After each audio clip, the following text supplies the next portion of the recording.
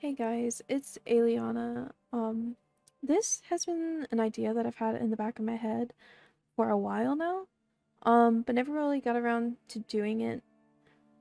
Mostly because this is pretty new territory for me. I've never done anything like this, and I think a big part of me was nervous because I wasn't really sure if anyone would actually want any content like this. But after posting on Instagram about it and realizing that there actually is quite a bit of people who want to learn or want to see what goes on within, I guess, editing, it really motivated me and sprung me into doing this. Um, so, one of the first things that I wanted to do, and this is something that I've observed um, just scrolling through Instagram or in general, is the whole idea of editing your photos, whether it be your renders, your pictures you take in game, really anything. Editing those in post process and just making it better through color correction. I'm not sure how many people do it. I know that people definitely use the filters that Instagram provides, and some of them are pretty. But a lot of them, they're kind of lacking, and they don't really fit well, and they don't mesh well with some moods of the pictures or whatever.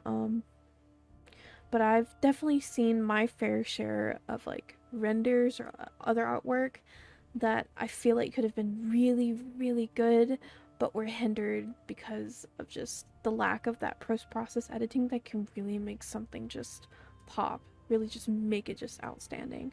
Which I don't know if that sounds terrible of me, but I guess as an editor and as someone who has been editing for a decade now, I just kind of tend to look at those things in that view. Um, so I wanted to make this video to kind of show some easy things that you can do to edit your pictures, whether it be in Photoshop or any other free editing software.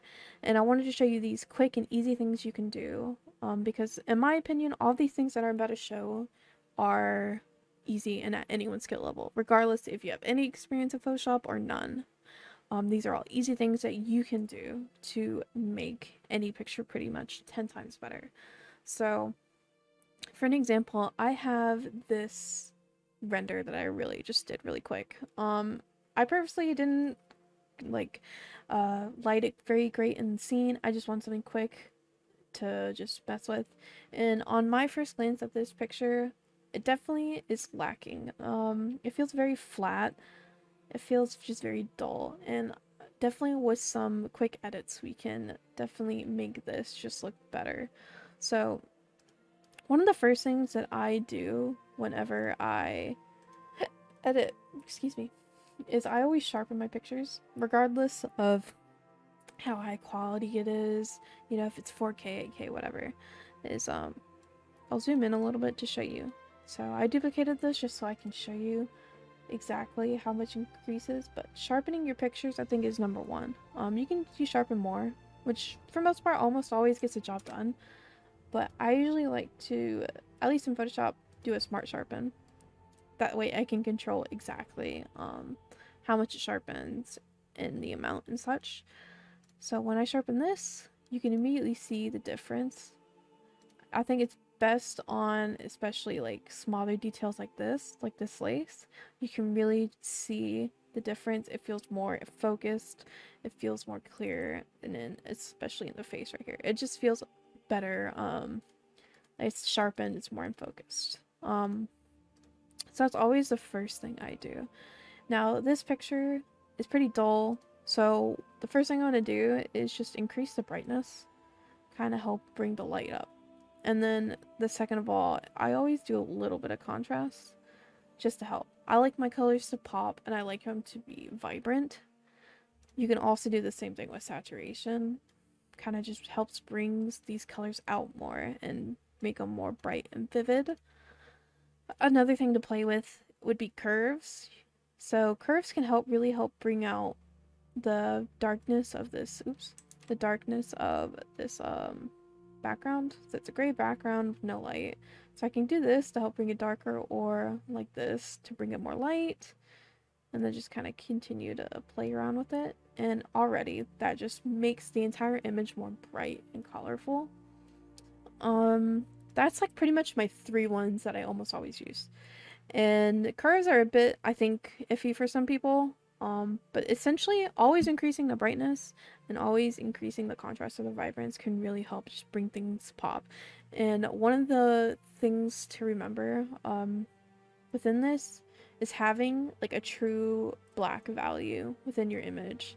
So for instance, this sweater, now it definitely has lighting on it, but having that pretty much true black, which this is for most part is true black, can really help stuff like pop. And when you don't have that true black value, that's when your colors can very much like start to be washed out and dull, if you will. So making sure your blacks are truly black is one of the biggest things that you can do. So this picture, for the most part, is better. It's not as great as it could be, but already just doing this kind of like little things really just made it brighter and more colorful. Another thing that you could do is I always like to include photo filters. Because it kind of can just bring the mood different a little bit. And you can always play with it. But for instance, in this one, I think that one would work great. And I'm also just going to increase brightness a little bit more. So. And then I'll just put this in a group. So we went from this to this with only 5 layers, maybe. This one is not even necessarily like, these two aren't even necessarily needed. You already increased by just 3 layers. But I just did this for the moodiness.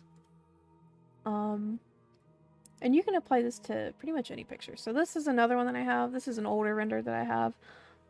Lighting is alright. It's not great, but it could be better, as with anything.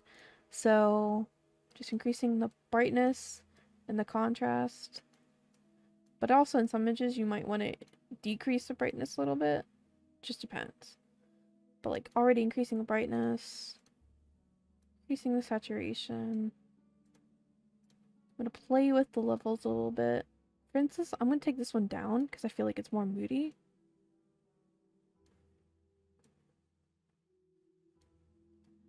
Curves are always a bit finicky to play with, and then also you can always play with the fill on the layer, or opacity on the layer, I mean, and just kind of mess with it. And then, let's say, add another photo filter to help kind of bring it to one color. And then another thing that I personally like, this is just a stylistic choice. I always, for some reason, like to add offset to pictures. I just like the look of it, personally. I just think it makes it look fun. But within this one, this was alright. It was still pretty dull, kind of flat, but with just, 5 layers, increased it to already that. And then here's another one. Again, using the same kind of concepts. Bring up the brightness and contrast, bring up the saturation. Oops, not the layer. Play with the curves. Let's add a filter. Let's add specifically a color. Let's do a pink filter. Now I'm gonna not have that already. And then just with that. But this is 4 layers. Already, I think 10 times better. So that's like pretty like easy ones that you can do. Another thing that if you have Photoshop or any kind of, I guess, program that can do the like PSD files is pre-made PSDs. I'm not the best when it comes to color correction. So one of the things that I like are PSDs that are pre-made by people that they openly and freely share. At least for the most part. There are people that do like charge, but I don't pay money for those. I only use free ones. And these are all like, you can find them on Tumblr, DeviantArt, and they do I think pretty well. So I'm not this picture just because it's pretty dark, but I'm pretty sure this is one I use on this picture for Instagram because I love it so much. This one just completely changes the color, which is really easy, but it's just more things. I think they're for me, this is easier because I'm not the greatest, but it just completely can change the mood of the picture, which is why I think making sure, like, doing this sort of post-process editing is really important because you can make or break a picture. It completely can change the mood, the style, and in my opinion can take, oops, I did not mean to open that. And in my opinion can take something from, you know, looking nice to looking like amazing. These are just like few examples, you know. And another thing is I always get people that tell me, you know, I can't edit things, like I don't have Photoshop, I don't have this or that. There are plenty of free alternatives. Adobe itself has its own online version that's just very basic bare bones editing.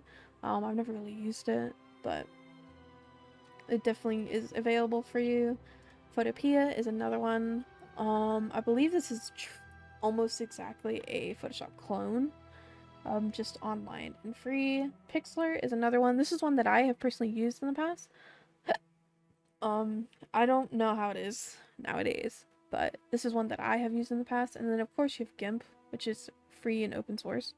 And it's another just like photo editing software that's completely free to use. And this one's an actual program that can go on your PC versus these, which are just web browser based. So there definitely are alternatives. There definitely are free versions out there. You don't necessarily have to have Photoshop. I just do because it does everything that I need it to. So that's about it. That's just mostly the kind of first, like, I guess crash course 1 that I wanted to do. Um, I don't know if I made sense, but I hope you guys enjoyed listening to me rambling. And if you have any sort of like other ideas that you want to see, please let me know and I'll be happy to do it. Thank you guys for watching and I hope you have a great day.